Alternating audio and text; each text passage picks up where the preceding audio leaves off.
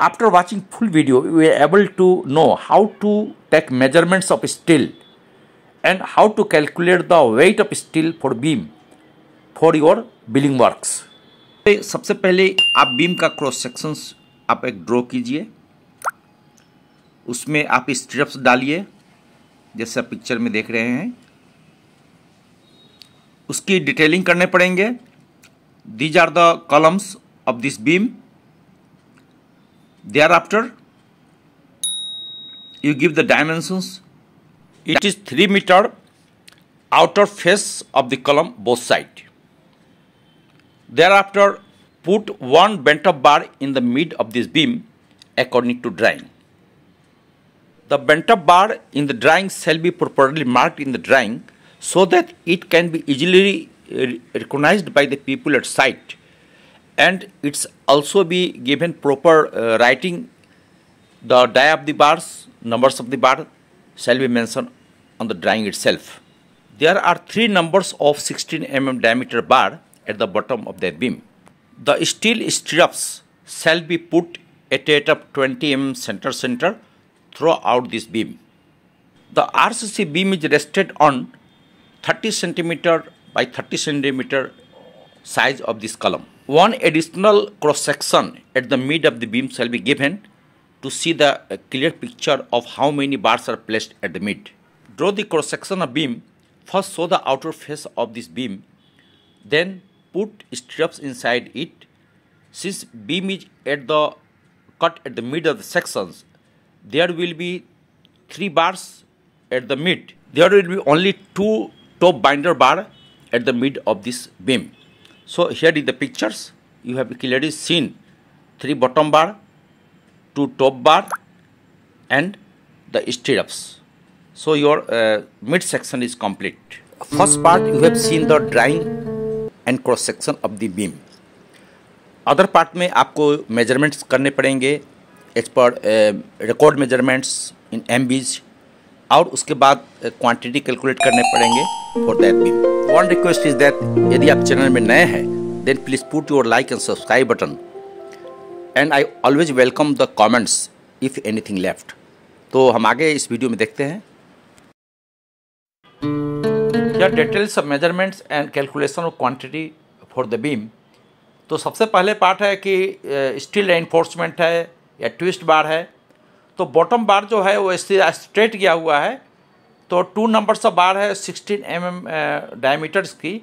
Overall length जो होगी वो 3 मीटर होगी, क्योंकि ये आउटर आप देखना है बीम की जो ये 3 मीटर लिखा हुआ है, यहाँ पर 3 मीटर आपने लेना है.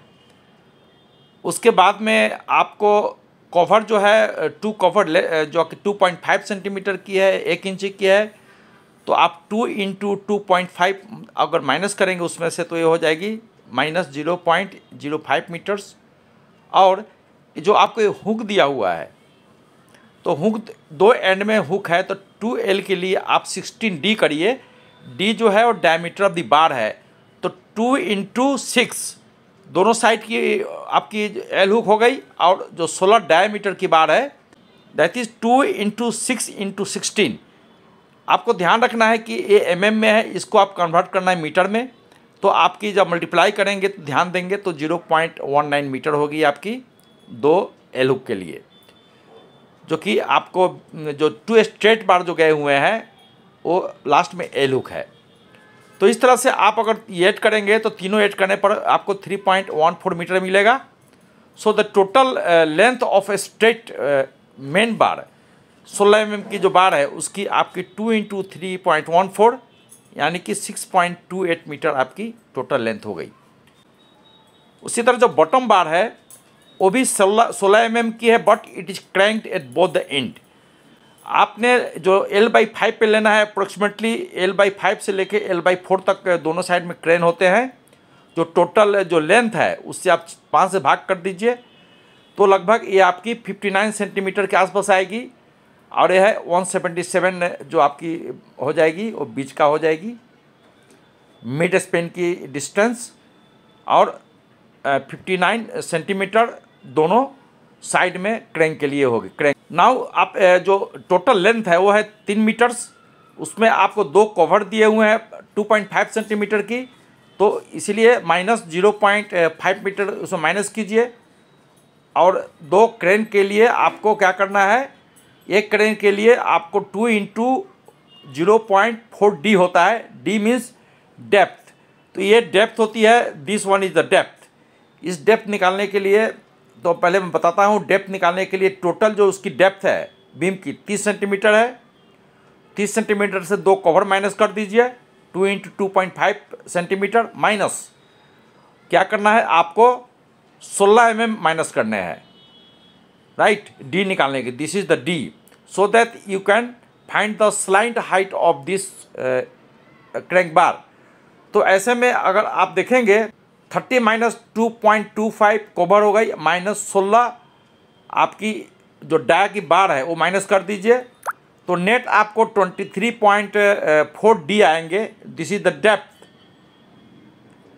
तो ऐसे में आपको 0.42 डी डेप्थ जो अभी निकाला आपने 23.4, तो 2 आपकी एंड के लिए जो है, दोनों के लिए एल हुक के लिए आपको 2 इंटू 0.4 डी आपका मिलेगा ये 0.2 मीटर्स।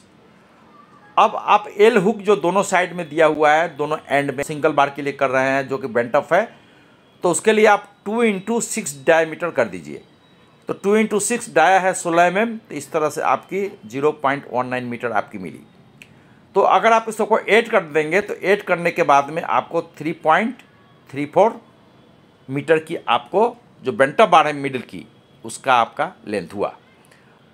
अब जो टोटल लेंथ है वो देखिए 16 mm की, ए प्लस बी जो पहला जो स्ट्रेट बार है 2 उसका 6.28 है और क्रैंक बार की 3.34 है, तो टोटल लेंथ आपकी हो गई आपकी 9.62 मीटर। उससे आपको क्या करना है 1.58 kg पर मीटर जो स्टील की वेट होती है 16 mm की, उससे आप मल्टीप्लाई करेंगे तो आपका 16 mm का जो तीनों स्टील बार है, तीनों मेन बार है, बटम बार, एक क्रैंक और 2 स्ट्रेट बार, तो उसकी वेट हो जाएगी 15.2 kg।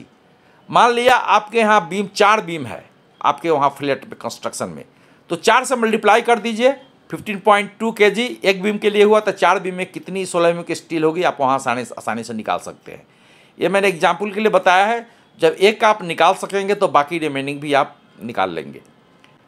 अब देखिए जो टॉप हैंगर्स है, बाइंडर के लिए देखिए, बाइंडर जो है वो एक्चुअली क्रॉस सेक्शनल एरिया में बाइंडर का जो कोई महत्व नहीं रहता है, क्योंकि वो सिर्फ वो हैंग करने के लिए होता है ताकि स्टिरप्स जो मेन बार है वो बिल्कुल सही जगह पर है और कवर वगैरह के लिए होती है। तो बाइंडर जो हम ऊपर 2 देते हैं, इसमें हमने 10 mm एज्यूम किया हुआ है, 12 mm दे तो बेस्ट है, बट 10 mm मैंने एज्यूम किया है इकोनॉमिकली।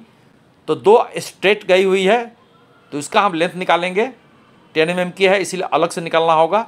तो 3 मीटर आपकी लेंथ हुई, 2 कवर माइनस कर दीजिए तो 0.05 हुई, चूँकि एक साइड का 2.5 सेंटीमीटर है, तो दोनों साइड के लिए आपको मीटर में कन्वर्ट करके 0.05 मीटर हो गए। और जो 2 एल हुक है उसके लिए कि आपको रखना है, एक के लिए 6D है तो 2 के लिए होगी 2 इंटू 6D, तो आपको आप निकालेंगे तो हो गई प्लस 0.12 मीटर्स, राइट। उसके बाद में आप क्या करेंगे 2, 6 और D का डायमीटर है आपको 10 mm, तो लिखना है 2 इंटू 6 और 10, बट mm में है उसको कन्वर्ट करना है मीटर में। जब मल्टीप्लाई करेंगे तो उसको ध्यान देना है, नहीं तो गलती हो जाएगी। तो 0.12 मीटर हो गई उसकी 2 एल हुक के लिए। तो टोटल नंबर्स ऑफ एक बार के लिए जो ऊपर की जो हैंगर है उसका है 3.07 मीटर। तो ऐसे में आपको अगर 2 बार है तो 2 इंटू 3.07 इंटू 0.62 हमने लिया है, 1 kg का है, उसकी जो वेट होती है 0.62 kg पर मीटर। तो उससे मल्टीप्लाई कर आपका जो 2 बाइंडर है ऊपर में 10 mm की, उसकी वेट हो गई 3.8 kg। नाउ माइल्ड स्टील स्ट्रप्स रह गया अपना। स्ट्रप्स कैसे निकालेंगे, मेन बार तो निकल गई, बाइंडर भी निकल गया ऊपर की हैंगर। और माइल्ड स्टील जो 6 mm डायमीटर की है, माइल्ड स्टील है, ये टोर स्टील नहीं है, 20 सेंटीमीटर सेंटर। तो पहले आप क्लियर कवर जो भी डेप्थ दिया हुआ है आपका, उससे आपको 2.5 सेंटीमीटर एक साइड के लिए, 2.5 सेंटीमीटर अदर साइड के लिए, यानी कि 5 सेंटीमीटर माइनस करना पड़ेगा दोनों विड्थ और डेप्थ से। ऐसे में आपको विड्थ आ गई 15 सेंटीमीटर, डेप्थ आ गई 25 सेंटीमीटर, क्योंकि 30 सेंटीमीटर इसकी टोटल आपकी हाइट है, डेप्थ है, तो उससे 30 सेंटीमीटर से 2 कवर माइनस कर देंगे 2 × 2.5 की, तो आपको एक्चुअली नेट आपको 25 सेंटीमीटर ही मिलेगा। आपको एक हुक के लिए आपको एक्स्ट्रा करना है 24D ऐड करना है, तो टोटल लेंथ ऑफ 1 स्ट्रिप्स आपका हो गई, जैसे आपकी जो 25 है और ये 15 है, दोनों को जोड़ के 2 से मल्टीप्लाई कर दीजिए, और हुक के लिए 24D मीन्स 24 × 6। याद रखना है कि 6 mm है, इसको सेंटीमीटर में कन्वर्ट करके फिर मीटर में कन्वर्ट कर देना है। तो ऐसे एक लेंथ ऑफ स्ट्रिप्स हो गई, 2 ब्रैकेट डालिए 25 + 15 + 24 × 0.6 मीन्स जो कि 6 mm है, उसको हमने सेंटीमीटर में कन्वर्ट किया है तो 0.6, इसीलिए मैंने यहाँ लिखा हुआ है, तो 24 × 0.6। तो ऐसे में आपका करेंगे तो कैलकुलेट कीजिए, तो 94.4 सेंटीमीटर एक स्ट्रिप्स के लिए लेंथ हुई। 300 आपको है सेंटीमीटर, वहाँ से 2 कवर माइनस कर दिया आपने 5 सेंटीमीटर की, और उसको चूँकि 20 सेंटीमीटर सेंटर है तो उसको डिवाइड कर दिया 20 से, और उसमें 1 ऐड कर दिया एडिशनल, तो 16 आपकी स्ट्रिप्स आएगी। तो 16 स्ट्रिप्स के लिए वेट कितना निकालना है आपको?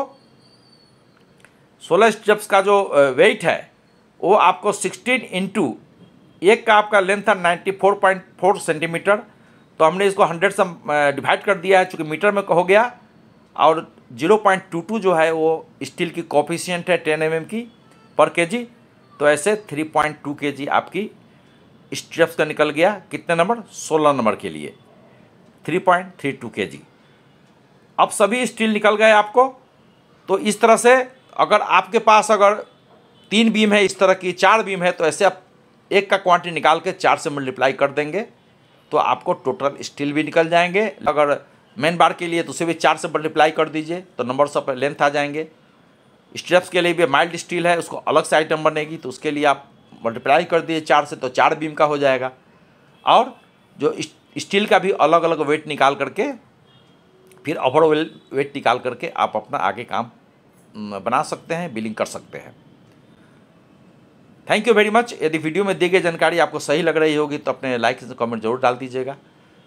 कुछ रह जाए तो कमेंट डालिए, ताकि आने वाला सभी वीडियो आपको टाइम पर मिलते रहे। Here engineer Hari, post graduate in structure engineering, more than 30 years experience in the construction, design and maintenance of the buildings. Thank you. अगले वीडियो में फिर से मिलते हैं।